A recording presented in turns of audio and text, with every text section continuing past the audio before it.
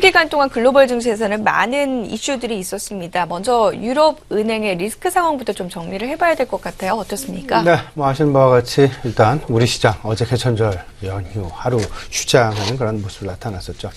이런 모습들 속에서 좀 주말 좀 정리를 해보면 일단 도이치뱅크 상황과 관련된 부분, 일단 우려감은 다소 완화되는 그런 분위기였다. 먼저 결론부터 좀 말씀을 드려보고요.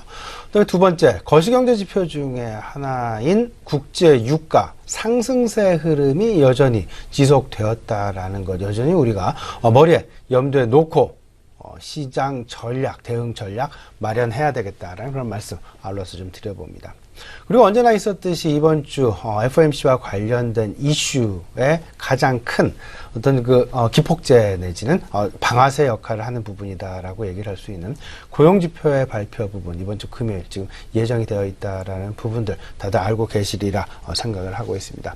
그리고 대내적인 이슈 중에 하나죠. 한미 약품과 관련된 리스크.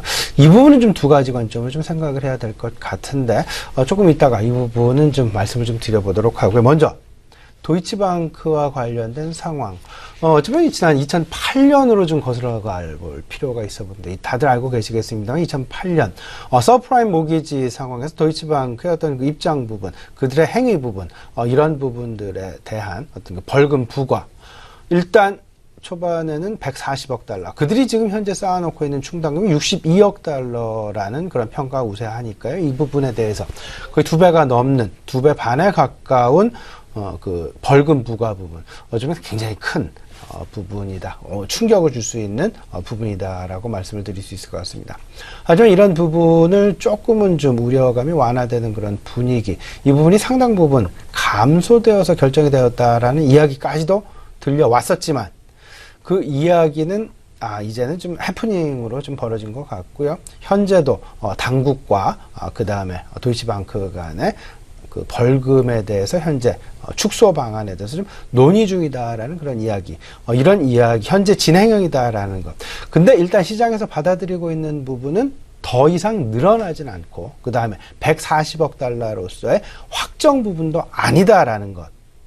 이 이야기는 위험 부담이 조금은 좀 둔화되는, 완화되는 그런 부분으로 좀 받아들여지고 있고요. 이에 따라서 지난 밤 역시 독일 닥스 지수가 1%가 넘는 급등 상황 여전히 연출이 되었다라는 것, 우리가 좀 눈여겨볼 만한 부분이다라고 생각이 됩니다.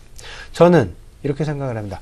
이 도이체방크의 어떤 그 상황, 그 뒷배경에는 리만이라는 부분도 있긴 있었습니다만, 그것이 아니라 저는 충당금 부분을 우리 시청자 여러분 같이 한번 우리 시장 내에 상장되어 있는 금융업종들과 맞물려서 한번 좀 생각을 해볼 필요가 있는 어떤 그 타산지석으로 한번 삼아보자라는 그런 말씀을 좀 드려보고 싶습니다.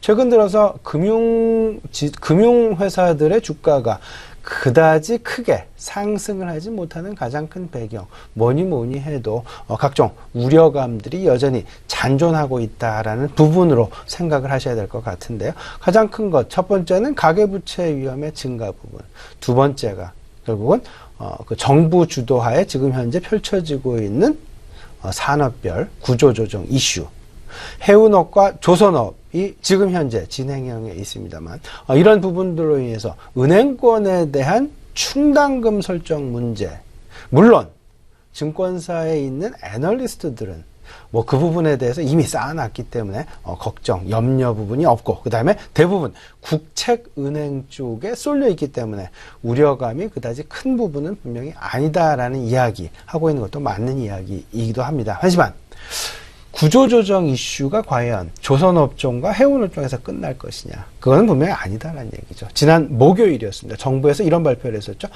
철강과 석유화학 업종 역시 경영 정상화 방침을 발표를 하면서 그들 역시 다소간 구조조정 내지는 공급 과잉 상황을 극복하기 위한 노력이 필요하다라는 그런 어떤 그 이야기들까지 지금 현재 나오고 있다라는 점 생각을 해본다라면, 지금 현재 은행권, 가계는 가계부채는 가계부채대로, 기업들의 구조조정대로 여전히 그 충당금과 관련, 충당금이 많이 늘어난다라는 이야기, 이 이야기는 결국은 기업들의 이익이 축소된다라는 이야기로 받아들여야 될 것 같고, 이런 부분들이 계속되는 시장 내 우려감으로 잔존하고 있다라는 것. 여기에 또 한 가지 가세하는 것이 있죠.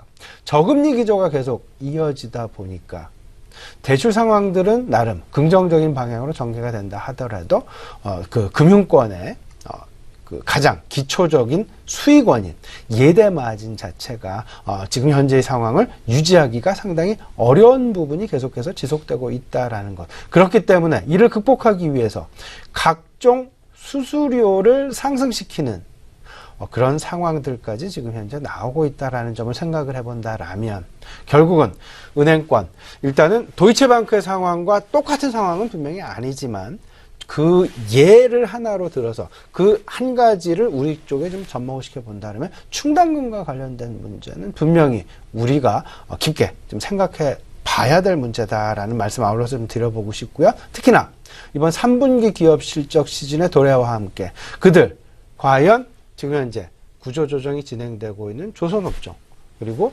해운업종 영향이 크진 않지만 그래도 분명히 반영시킬 수밖에 없다라는 부분 아울러서 좀